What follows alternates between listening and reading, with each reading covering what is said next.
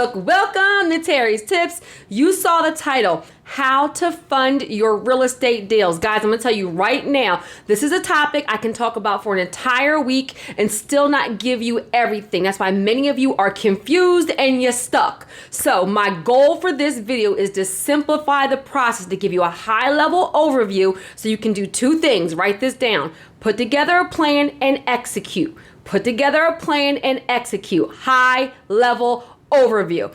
Got it, good guys. And I'll do my nugget at the end. So first, let's talk about it. Funding your real estate deals. It's honestly, a lot of this is going to depend on you because part of it is what do you need to actually fund your deal? And the other part is what do you actually qualify for? Some of you need to do a little bit of work to make sure you actually qualify for the types of financing. So first, leverage. Write this down. Leverage. You're going to be either leveraging your personal credit, your business credit.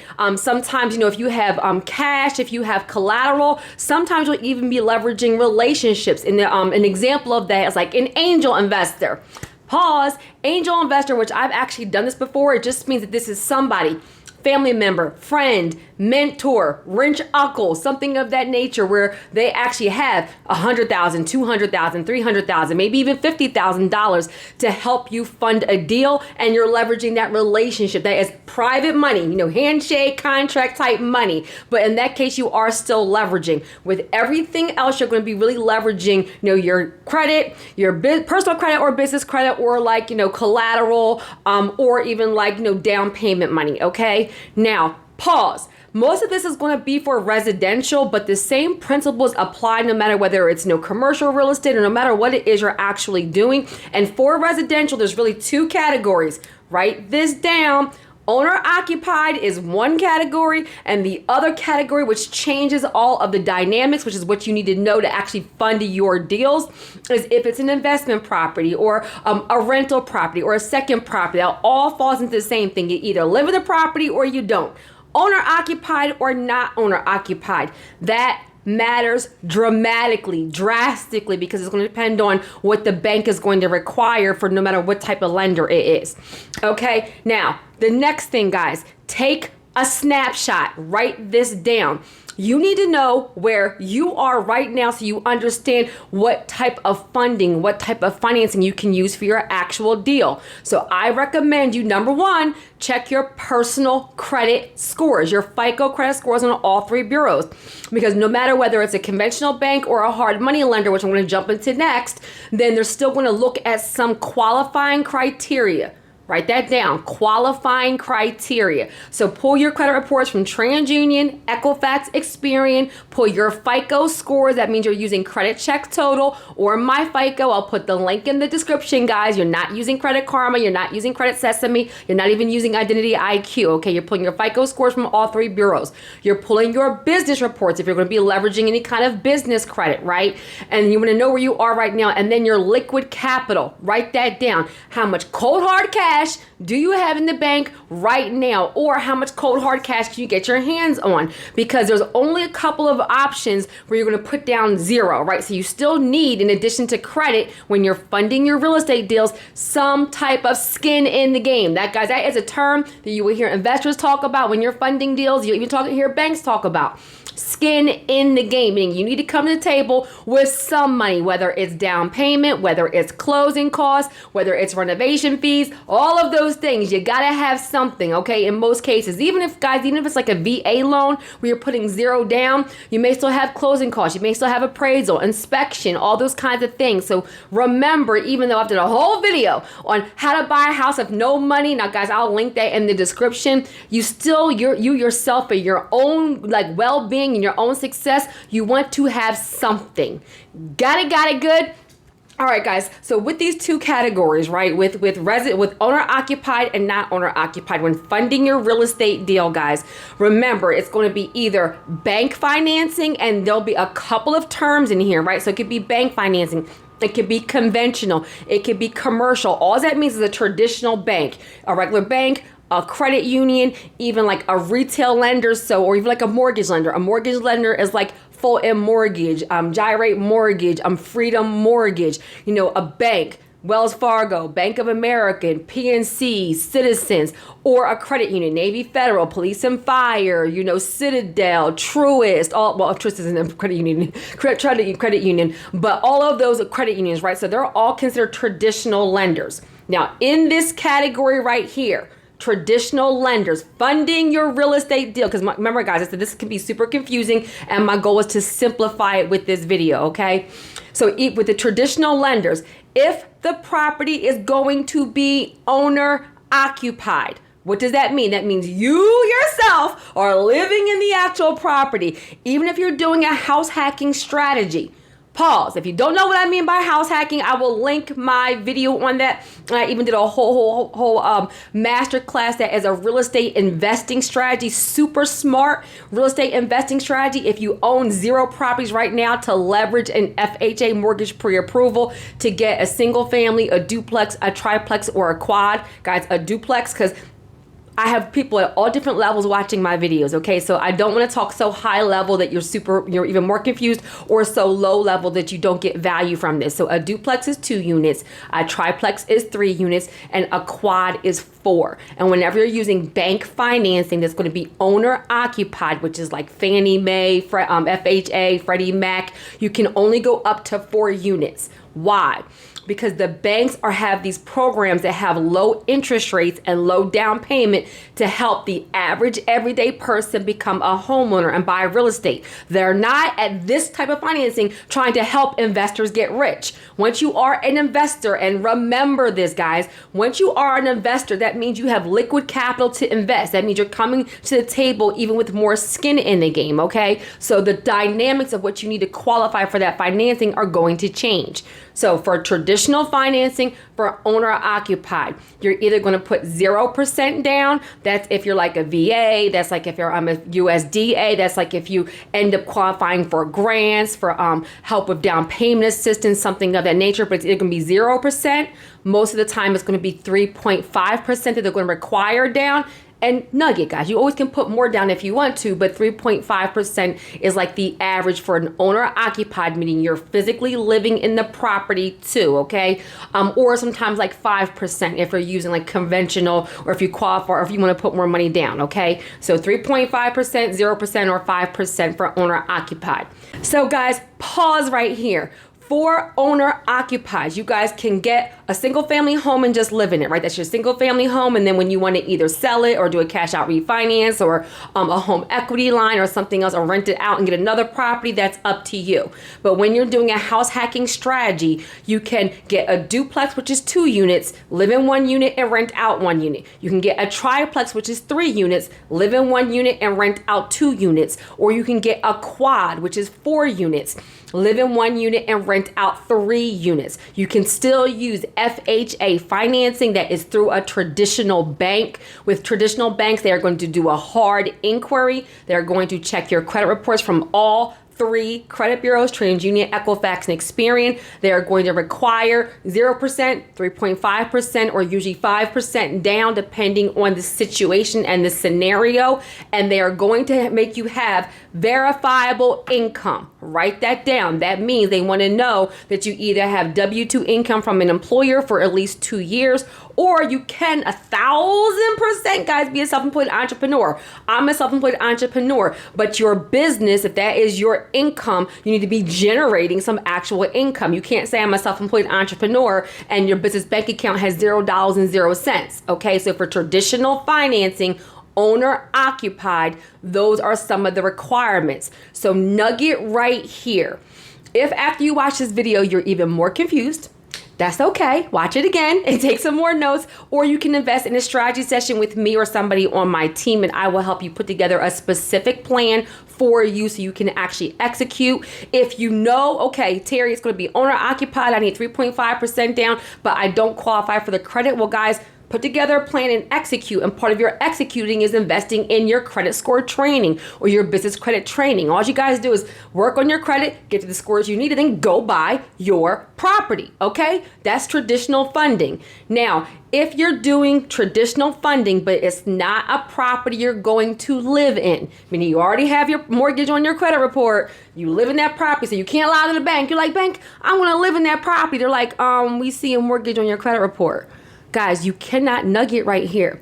You can't live in two places at the same time. So if the bank sees you have a current mortgage on your credit report, that means this next property, when you're funding it, even with traditional financing, which is bank, credit union, retail lender, like I outlined a little while ago, guys, and because it's a lot of information, you're hearing me kind of regurgitate it back to you a couple of different ways so you guys can get what I'm talking about, okay?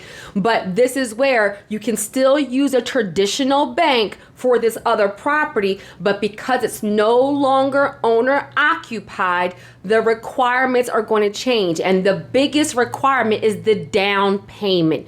Normally you're going to pay back in the day, like it was like, you could still get like a second property and sometimes put 10% down. But guys, be honest, and I'm doing this video in 2023. I'm not sure when you're watching, but I made it in 2023. This is where it's usually going to be 15%, 20%, or 25% down. So pause.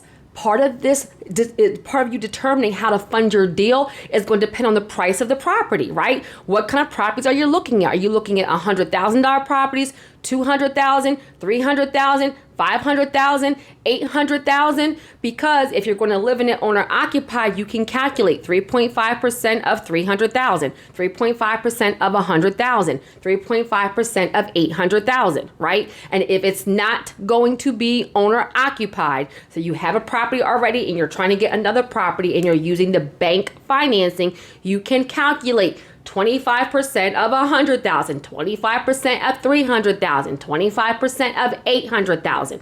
Guys, I'm telling y'all real stuff, okay? So what's the price of the property? What type of financing is it going to be, owner occupied or not owner occupied? And then what is the down payment going to be? Because that's going to determine sometimes what you qualify for. Maybe something in your process is actually, getting your money up, right? That's where you're looking at, passive income, how to grow your business. I can help you with that. Also, I have a masterclass on passive income and how to start and relaunch your business. I'll link those as well. Okay. Now, that's traditional financing. For hard money, in this category, I'm going to lump it together because my goal for this video is to simplify it. Hard money can also be called private money. It can also be called alternative money. It could be called hard money. It's all kind of lumped together in the same thing for the purpose of giving you a high level overview, guys. Okay, for hard money, this is where you can actually buy a shell. You could buy, this is where a lot of investors use hard money loans. A lot of times these properties are in a condition that the bank won't actually finance. Guys, it's high risk. A lot of times a bank is not going to finance a complete shell or something that can't be, like, is not at least livable in right now, right? It's because it's too high of a risk for them. So this is where you may go to a hard money lender, a private lender, an alternative lender. And we use them all the time. I'm an investor, guys. So us investors, we love hard money lenders.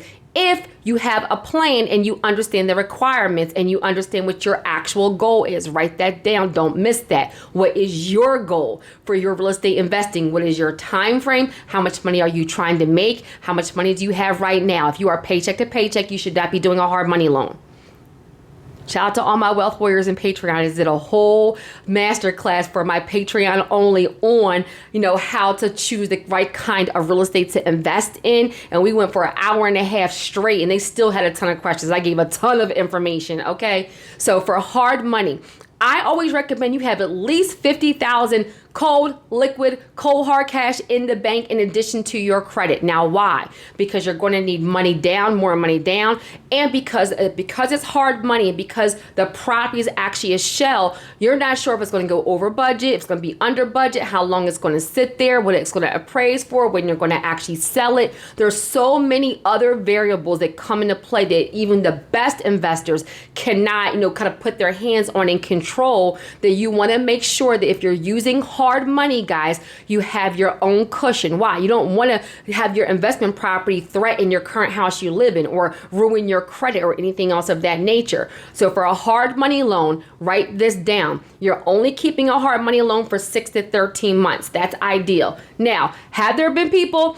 that, their property went over budget and it took 16 months, 18 months? Yes, but ideally, you're only keeping a hard money loan for 6 to 13 months, okay? It's higher interest. They don't necessarily care about your credit too much. They don't necessarily care, kind of verify your income and your debt to income ratios as the same way as traditional banks. They're going to look more at the property, and they're also going to look at your actual experience. If you lump all the fees together, you're going to probably need about 40% down. It's a lot different than 3.5% I said for owner occupied in the bank.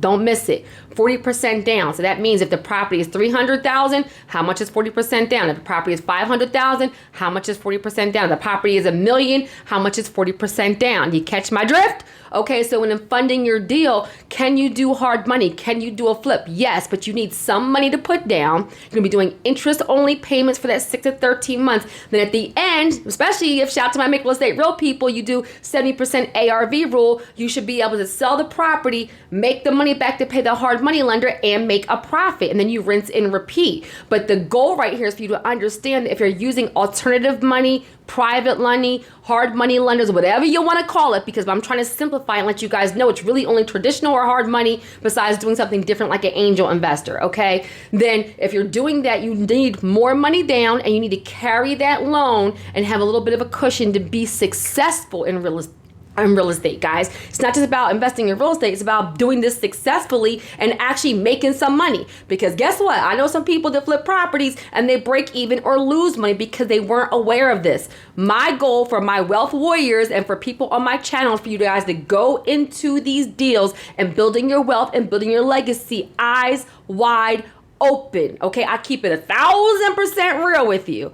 Okay, so I hope that was helpful. And last thing I want to say is that if you own a property outright, let's say you inherit a property, let's say you've paid a property off or something of that nature, you may not be actually financing it with getting an actual mortgage from a traditional lender or a hard money lender like I just outlined. Maybe you're just financing the renovations. So that can be a million different things for personal or business credit. That can be, credit cards. That could be a home equity line from another property or from that property, or a cash out refinance, a micro loan, a term loan, a construction loan, a renovation loan. You can do 2 or 3K loans, which are back to traditional financing where the bank will give you the money to buy the property and renovate it, but it's not a shell. It's a property that needs some TLC, okay? So there's a million different ways outside of the traditional and hard money loan if you possibly own a property outright. And obviously always cold hard liquid cash. Shout out to my infinite banking people where you learn and I teach you how to actually be your own bank.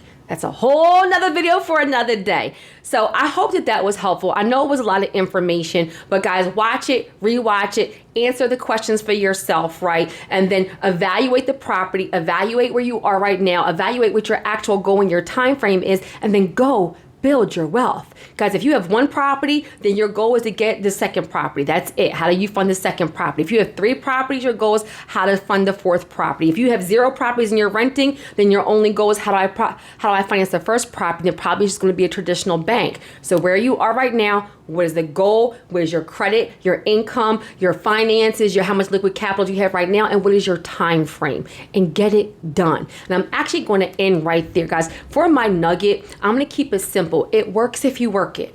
It works if you work it. It works if you work it. I just talked about this in my Patreon, and because it was such a hot topic is why I'm doing this overview video for everybody.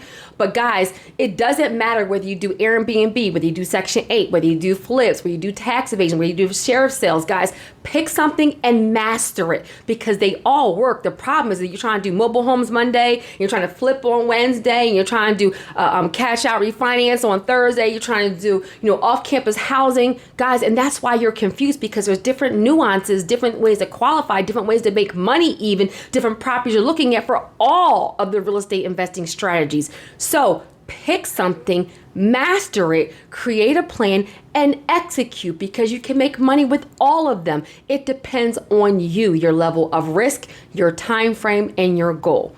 Amen. All right, y'all. I hope that was helpful.